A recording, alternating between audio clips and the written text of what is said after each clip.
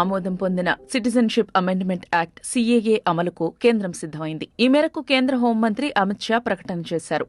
అలాగే ఈ చట్టం అమలుకు అవసరమైన నిబంధనలను కేంద్రం నోటిఫై చేసిందని వార్తా సంస్థ ఏఎన్ఐ వెల్లడించింది. ఈ నిబంధనలు అమల్లోకొస్తే 2014 డిసెంబర్ 31 తరువాత పాకిస్తాన్, ఆఫ్ఘనిస్తాన్, బంగ్లాదేశ్ల నుంచి నిబంధనలకు విరుద్ధంగా వలస వచ్చిన హిందువులు, సిక్కులకు భారత పౌరసత్వం దక్కే అవకాశం ఏర్పడుతుందని హోంశాఖ పేర్కొంది. ఇందుకోసం ఆన్లైన్లో దరఖాస్తు చేసుకోవాల్సి ఉంటుందని తెలిపింది.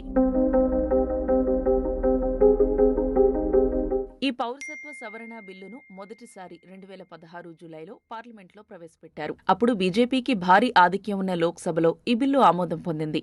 అయితే ఈశాన్య రాష్ట్రాల్లో, ముఖ్యంగా అస్సాంలో వలసలకు వ్యతిరేకంగా హింసాత్మక నిరసనలు చెలరేగిన తరువాత రాజ్యసభలో ఈ బిల్లు ఆమోదం పొందలేదు. ముఖ్యంగా జాతీయ పౌరుల జాబితాలో దాదాపు 20 లక్షల మంది నివాసులకు చోటు కల్పించని అస్సాం రాష్ట్రంలో భారీగా నిరసనలు వ్యక్తమయ్యాయి. ఈ పౌరసత్వ సవరణ చట్టం, ఆ పౌరుల జాబితా ఎన్ఆర్సీ రెండూ ఒకటి కాకపోయినప్పటికీ దానికి దీనికి సంబంధం ఉందని ప్రజలు భావిస్తున్నారు.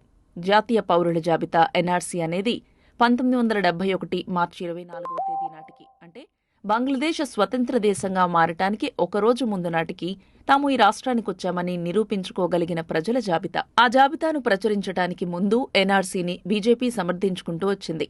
కానీ తుది జాబితాను ప్రచురించడానికి కొన్ని రోజుల ముందు అందులో తప్పులున్నాయంటూ వైఖరి మార్చుకుంది. బీజేపీకి బలమైన ఓట్ల పునాదిగా ఉన్న బెంగాలీ హిందువుల్లో చాలా మంది పేర్లు ఆ జాబితాలో లేకపోవడమే దీనికి కారణం. పాకిస్తాన్, బంగ్లాదేశ్, ఆఫ్ఘనిస్తాన్ దేశాల్లో మతపరంగా హింసకు గురవుతున్న మైనారిటీలు సీఏఏ ద్వారా భారత్లో పౌరసత్వాన్ని పొందే వీలుంటుందని కేంద్ర హోంమంత్రి అమిత్ షా అన్నారు. ఆ దేశాల్లో ఉంటున్న హిందువులు, సిక్కులు, బౌద్ధులు, జైనులు, పార్సీలు, క్రైస్తవులకు భారత రాజ్యాంగ నిర్మాతలిచ్చిన వాగ్దానాన్ని ఈ నోటిఫికేషన్తో నరేంద్ర మోదీ నెరవేర్చారని అమిత్ షా ఎక్స్లో చెప్పారు. సీఏఏపై తమ అభ్యంతరాలు అలాగే ఉన్నాయని, ముస్లింలే లక్ష్యంగా దీన్ని తీసుకొచ్చారని ఏఐఎంఐఎం అధినేత ఎంపీ అసదుద్దీన్ ఓవైసీ వ్యాఖ్యానించారు. సీఏఏ అనేది విభజనవాదమని, ముస్లింలను ద్వితీయ శ్రేణి పౌరులుగా తగ్గించాలని కోరుకునే గాడ్సే ఆలోచనపై ఆధారపడిందని అసదుద్దీన్ అన్నారు. హింసకు గురైన వారికి ఆశ్రయం ఇవ్వండి, కానీ మతం లేదా జాతీయతపై పౌరసత్వం ఆధారపడి ఉండకూడదని ఆయన అన్నారు.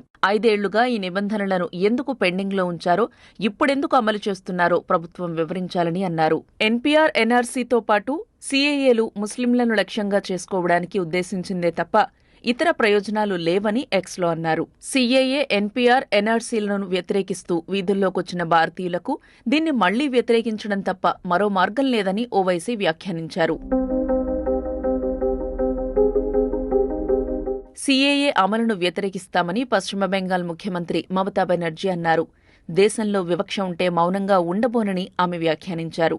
పశ్చిమ బెంగాల్, ఈశాన్య రాష్ట్రాల్లో సీఏఏ, ఎన్ఆర్సీలు సున్నితమైన సమస్యని, లోక్సభ ఎన్నికలకు ముందు దేశంలో అశాంతి వ్యాప్తి చెందకూడదని మమత అభిప్రాయపడ్డారు.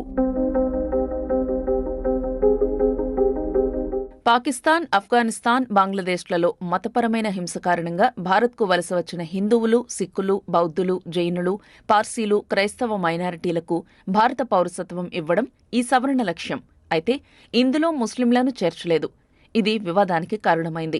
ఇది పౌరులందరికీ సమాన హక్కులు కల్పించే రాజ్యాంగంలోని 14వ అధికరణాన్ని ఉల్లంఘించడమేనని ప్రతిపక్షాలు ఆరోపించాయి. మతపరమైన వేధింపులకు గురవుతున్న మైనారిటీలకు పౌరసత్వం కల్పించే ప్రయత్నమే ఇది అని ప్రభుత్వం చెప్పగా, తమను దేశం నుంచి వెళ్లగొట్టేందుకు కేంద్ర ప్రభుత్వం చర్యలు తీసుకుంటోందని ముస్లిం వర్గాలు ఆరోపించాయి. మరోవైపు ఈ చట్టం దేశ లౌకిక భావనకు విరుద్ధమని కొందరు ఆరోపించారు. భారత రాజ్యాంగం ప్రకారం దేశంలో ఎవరూ మతం ఆధారంగా వివక్ష చూపకూడదు. అయితే ఈ చట్టంలో ముస్లింలకు పౌరసత్వం కల్పించే నిబంధన లేదు. ఈ కారణంగానే సెక్యులరిజానికి విఘాతం కలుగుతోందన్న ఆరోపణలు వినిపించాయి. అక్రమ వలసదారులు భారత పౌరులుగా మారకుండా నిషేధిస్తున్న 64 సంవత్సరాల కిందటి భారత పౌరసత్వ చట్టాన్ని ఈ పౌరసత్వ సవరణ బిల్లు సవరించింది. చెల్లుబాటయ్యే పాస్పోర్ట్, ప్రయాణ పత్రాలు లేకుండా భారత్లోకి ప్రవేశించే విదేశీయులు, అనుమతించిన కాలపరిమితిని దాటి దేశంలో కొనసాగే విదేశీయులను అక్రమ వలసదారులుగా ఆ చట్టం నిర్వచిస్తోంది. ఆ చట్టం ప్రకారం అక్రమ వలసదారులను వారి దేశాలకు తిప్పి పంపించేయడం లేదా జైల్లో నిర్బంధించడం చేయొచ్చు. ఒక వ్యక్తి భారత పౌరసత్వం కోసం దరఖాస్తు చేసుకోవడానికి 11 సంవత్సరాల పాటు భారతదేశంలో నివసించి ఉండడం కానీ, ప్రభుత్వం కోసం పనిచేసి ఉండడం కానీ తప్పనిసరి అర్హతలుగా చెబుతున్న నిబంధనను కూడా ఈ బిల్లు సవరిస్తుంది. ఈ నియమంలో 6 మతపరమైన మైనారిటీ సమూహాలకు ఒక మినహాయింపు ఉంది.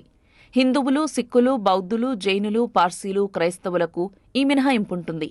అయితే వారు పాకిస్తాన్, ఆఫ్ఘనిస్తాన్, బంగ్లాదేశ్ దేశాలలో ఏదో ఒక దేశానికి చెందినవారమని నిరూపించుకోగలగాలి.